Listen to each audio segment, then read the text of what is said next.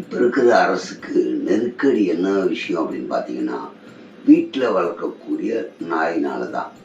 என்ன சொல்கிறாங்க, அந்த நாய் ஏதாவது பிரச்சனை ஆயிடுச்சுன்னா அரசு நடவடிக்கை எடுக்கணும் அப்படின்னு சொல்கிறாங்க. அதே மாதிரி நடவடிக்கை எடுத்தால் அதுக்கும் எதிர்ப்பு தெரிவிக்கிறாங்க. என்னங்க நாய் வளர்த்தா அதுக்கு பணம் கட்டணுமாமே அப்படின்னு. இவங்க என்ன தான் பண்ணுவாங்க அப்படின்னு நமக்கு யோசனை தோணுது. ஆனால் உண்மையிலேயே இப்போ எடுத்திருக்கிற நடவடிக்கை அது சரியா அப்படின்னு கேட்டால் தவறு தான் அப்படின்னு சொல்ல தோணுது. ஏன்னு கேட்டிங்கன்னா, வீட்டில் நாயோ பூனையோ வளர்க்குறாங்கன்னா நீங்கள் இப்போதுக்கு அவங்களுக்கு ஒரு லைசன்ஸாக கொடுங்க ஃப்ரீயாக. நான் சொல்கிறது யார் யார் பதிவு பண்ணிக்கிறீங்களோ பண்ணிக்கோங்க, செல்ல பிராணிகளை வளர்த்துக்குங்க. ஆனால் இங்கே பதிவு பண்ணணும்னு சொல்லி பதிவு பண்ண அப்புறம் அந்த விலங்குகளால் மக்களுக்கு ஏதாச்சும் ப்ராப்ளம் வந்தால், அக்கத்து பக்கத்தில் யாருக்குன்னா பிரச்சனை வந்தால் அப்போ ஃபைன் போடலாம். அது ஒரு நியாயம். இப்போ வளர்த்தாவே ஒரு அமௌண்ட் கொடுக்கணும் அப்படின்னா எல்லாராலையும் கொடுக்க முடியுமா? முடியாது. சரி, நீங்கள் உள்ளே பூந்து அது மாதிரி எடுக்கலாம், பறிமுதல் செய்கிறீங்க. அதுதான் செய்ய முடியும்னா பறிமுதல் பண்ணிடுறீங்க. அது நீங்கள் என்ன பண்ண போகிறீங்க? இப்போ ப்ளூ கிராஸ் என்ன சொல்கிறாங்க, வனவிலங்கு எல்லாத்தையும் பாதுகாக்கணும், அதுக்கு எந்த பிரச்சனையும் வந்துடக்கூடாது அப்படின்றாங்க. இப்போ நீங்கள் கொண்டு போய் அவ்வளோ வனவிலங்குக்கும் சோறு போடுவீங்களா, சோப்பு போடுவீங்களா, ஷாம்பு போடுவீங்களா, பாதுகாப்பீங்களா, ஊசி போடுவீங்களா? இவ்வளோத்தையும் எதுவுமே நீங்கள் வச்சுன்னு எதுனா பண்ண முடியுமா? அப்போ எவ்வளவு செலவாகும்? அப்போ அதை தவிர்க்கணும்னா என்ன பண்ணணும்? யார் வேணால் வீட்டில் வளர்க்கக்கூடிய வனவிலங்குகள் வளர்த்துக்குங்க. அதுக்கு அப்ரூவலாக லைசன்ஸோ அதுவோ நீங்கள் ஃப்ரீயாகவே கொடுத்துருங்க, பதிவு பண்ணுங்க. பிரச்சனைன்னு அதனால் வந்தால் மட்டும் நீங்கள் பெனால்ட்டி போட்டிங்கன்னா அப்போ அது பயப்படுவாங்க.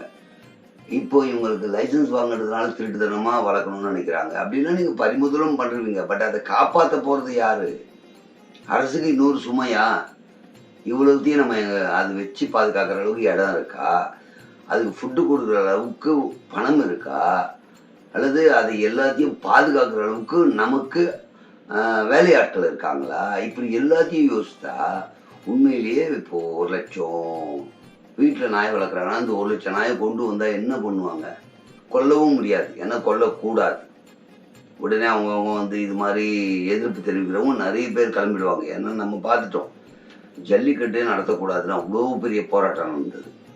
அப்படி இருக்கும்போது இப்போ எல்லா வனவிலங்கையும் கொண்டு போய் வீட்டில் வளர்க்கக்கூடிய வளர்ப்பு பிராணிகள் எல்லாத்தையும் எதுவும் போய் என்ன தான் பண்ண போகிறாங்க? நிச்சயமாக அதுக்கு ஒரு பிரச்சனைனா இப்போ மக்கள் கொந்தளிக்க ஆரம்பிச்சிருவோம். எங்கிட்ட கொண்டு வந்து அந்த நாய் எங்கே, பூனை எங்கே, அது எங்கே, இது எங்கன்னு கேட்டால் உங்களால் பதில் சொல்ல முடியுமா? அது வேற மாதிரி ஒரு போராட்டம் வெடிக்கும் இல்லையா? அப்போ கொஞ்சம் யோசித்து அதுலேயும் பணம் பார்க்கணும்னு நினைக்காம ஆசையாக வளர்க்குறாங்க, வளர்த்துட்டு போ, ஆனால் அப்ரூவலோட வளர்த்துக்கோ, எங்ககிட்ட பர்மிஷன் வாங்கி வளர்த்துக்கோன்னு சொல்லலாம். வளர்க்கும் போது உங்களுக்கு அக்கத்து பக்கத்துலேயோ மக்களுக்கோ பிரச்சனை வந்தால் நீங்கள் தான் பொறுப்புன்னு சொன்னால் பாதுகாப்பாக வளர்க்க போகிறாங்க. அது வாக்கிங்கே கூட்டு போனாலும் பாதுகாப்பாக கூட்டு வருவாங்க. தெரு நாயே நம்ம ஒழிக்க முடியல. வீட்டில் வளர்க்குறது ஒரு பக்கம் இருக்குது, தெருவில் இருக்கிற நாய்க்களை கொண்டு போய் எங்கே வைப்பீங்க? அதையே நம்மளால் பார்த்துக்க முடியலையே. இன்னும் வீட்டில் வளர்க்குறது தான் இது போய் என்ன பண்ணுவாங்க? குழப்பமாக இருக்குது. இதுக்கு ஒரு டேட்டு கொடுத்து அதுக்குள்ளே எடுக்கணும்னா அப்படின்னாங்க. இப்போ டேட்டு முடிஞ்சிடுச்சு, வீட்டுக்குள்ளே பூந்து பார்க்க போகிறேன்றாங்க. இது எங்கே போய் முடிய போகுதுன்னு தெரியல. ரெண்டாவது இருக்கிறவங்களுக்கே நம்ம சலுகை கொடுக்க முடியல. இருக்கிறவங்களுக்கே எல்லாத்தையும் செய்கிறது கஷ்டமாக இருக்குது. இப்போ இந்த வீட்டு வளர்ப்பு பிராணிகளை கொண்டு போய் நீங்கள் வளர்த்து அது குட்டி போட்டு அதை இனப்பெருக்கமாகி அதை எங்கே பராமரித்து அதுக்கு ஒரு இலாக்கா ஒதுக்கி அதுக்கு இவ்வளோ பணத்தில் பட்ஜெட்டில் ஒதுக்கி இதெல்லாம் நடக்கிற காரியமா? கொஞ்சம் யோசித்து பண்ணாங்க. எது பண்ணாலும் இந்த ஆதார் கார்டு மாதிரி தான் பல கோடி ரூபாய் செலவு பண்ணி எல்லாரையும் வர வச்சு கண், விரல், ஃபோட்டோ, அட்ரஸ்ஸு, ஃபோன் நம்பர் எல்லாத்தையும் வாங்கிட்டு இன்றைக்கி சிலதுக்கு ஆதார் கார்டு கேட்குறாங்க, சில இடத்துல ஆதார் கார்டெலாம் தேவையில்லை, வேறு ப்ரூஃப் கொண்டு வாங்குறாங்க. அதே மாதிரி தான் ஆக போகுது. இது பிசுபிசுத்து போகாமல் நல்லபடியாக யோசனை பண்ணி மறுபடியும் பரிசீலனை பண்ணி ஒரு நல்ல முடிவு எடுத்தால் நல்லது. ஏன்னா இது வேறு மாதிரி ரியாக்ட் ஆனால் அது எல்லாருக்குமே கஷ்டம். சரிங்களா? நன்றி. தவறாக பேசியிருந்தால் மன்னிச்சிருங்க.